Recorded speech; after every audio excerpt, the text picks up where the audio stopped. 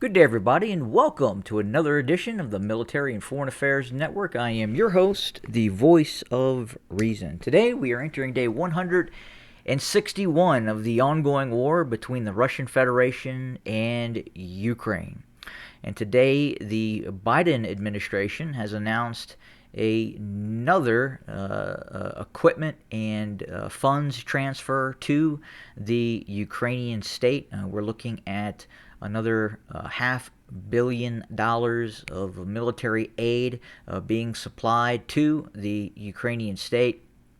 This time we're looking at large amounts of 155 millimeter ammunition and quite possibly additional HIMARS and multiple launch rocket systems being transferred over to the Ukrainians. As we speak, there have been I believe it's between 15 and 17 weapons transfers equaling roughly $8 billion. That's a remarkable assistance package when you compare that to other assistance packages that the United States has given other nations.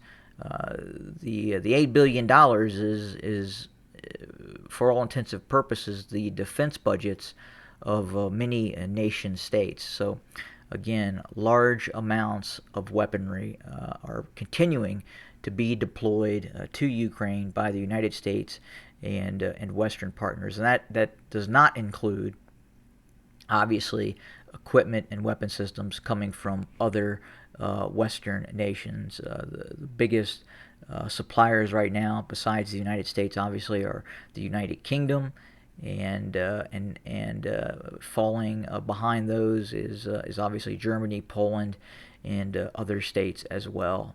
A vast host of states have handed over weapons to the Ukrainian military. Now, Russia yesterday is now saying that it believes it is actively fighting the United States by proxy in this conflict. And given the amounts of information that is being handed over to the Ukrainians, I can see why the Russians feel that way. We have heard reports of reported contract service members, individuals that are clearly military type personnel deployed in Ukraine. Specifically, we have heard that, for instance, the HIMARS are guarded by some sort of Western contract unit that is watching over those HIMARS systems. And as we know, those HIMARS, given the range of those systems and given the precision of those systems, and you join that with the active sensor information that the United States is able to look down through the use of satellites and or other means and identify targets for those HIMARS. It's very difficult for the Russian side of this not to believe that the United States or the North Atlantic Treaty Organization could be in control of the deployment of those HIMARS and the strike orders of those HIMARS as well. So this is what makes it a very, very dangerous situation in terms of escalation. As these arms shipments continue to enter Ukraine and they continue to get more and more systems that risk of exploding this into something beyond the borders of Ukraine. But as we look at the within the last 48 hours, we have seen Russian forces continuing to pressure towards the frontline city, what is now the frontline city of Bakhmut. and the Russians continue down the M3 highway towards Bakhmut. We can say now that the fighting is now on the outskirts of Bakhmut, and the Russians have also launched a renewed or a new offensive to the south of Bakhmut, centered on the front line city of Avdiivka, and that is down here. And what you'll see is this is Avdiivka, and this has been held by Ukrainian forces since the start of the conflict. But it would appear Russian forces are now trying to maneuver behind Avdiivka. They've severed one of the main road arteries into Avdiivka. This road here goes from the to the east of Avdiivka and continues north, running up towards Bakhmut and Kramatorsk.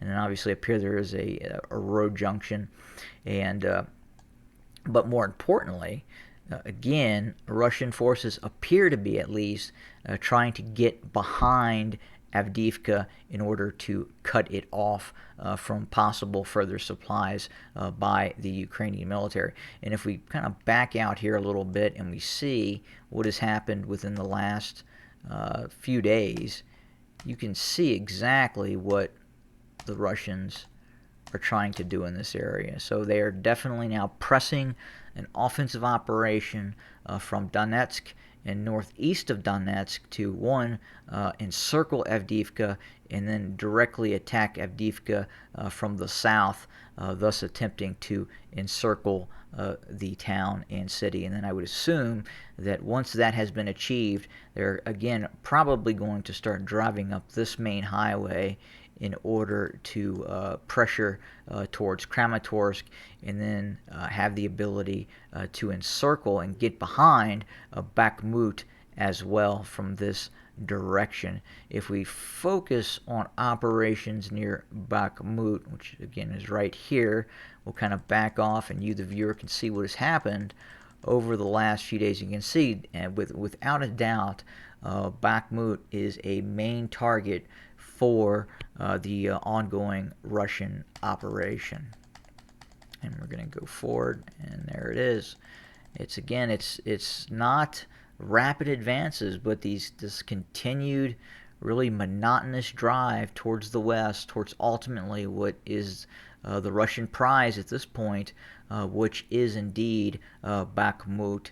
And then obviously it looks like right now they are also, meaning the Russians, are attempting to encircle Avdiivka as well. So two main targets for Russians, the Russian forces, Bakhmut and Avdiivka. So we're going to continue to watch this very closely. We're also watching this maneuver operation to the north of Avdiivka as well that could look to come down and sever Avdiivka from the rear, and then another operation coming out of Donetsk city itself to the south of Avdiivka, looking to possibly encircle this frontline city. This has been a hotly contested town, city in the ongoing war. It had been heavily fortified by Ukrainian forces and continues to remain a heavily fortified city, as does Bakhmut and other areas such as Sloviansk, Kramatorsk,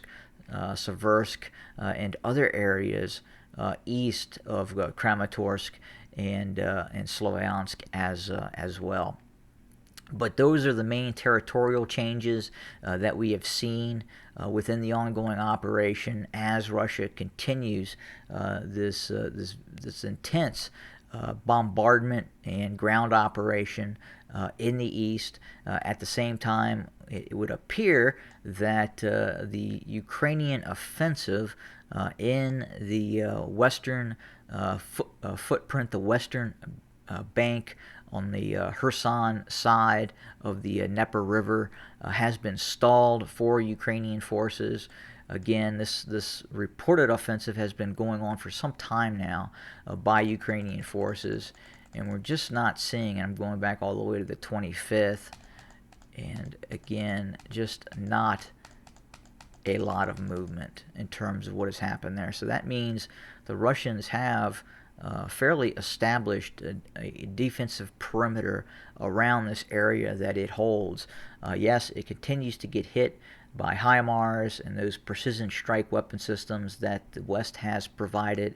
That is greatly irritating Russia proper, and really as it should. But that is pretty much it for today. We are going to continue to monitor what is happening as this operations continue to press towards Bakhmut and the possible encirclement of Avdiivka as well. Additionally, the Ukrainians are reporting a buildup of Russian forces to the north of Kharkov, which could indicate some sort of Russian offensive in the direction of Kharkov, the second largest city in all of Ukraine. And I've talked about this before, that Kharkov would be a key objective for Russian forces once they are able to roll things up in the Donetsk region. But again, it continues to be slow going for Russian forces.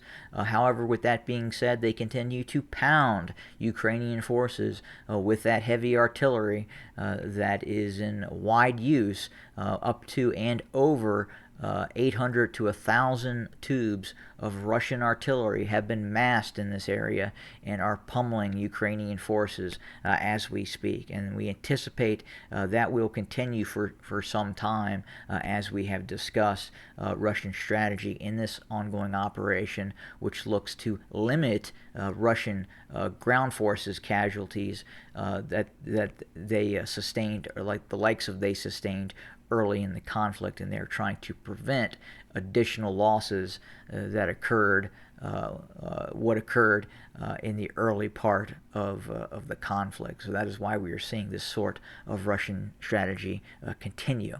But that is it for today. We will continue to monitor, report, and bring you our next day's coverage very, very soon. Thanks for joining us, and have a good day.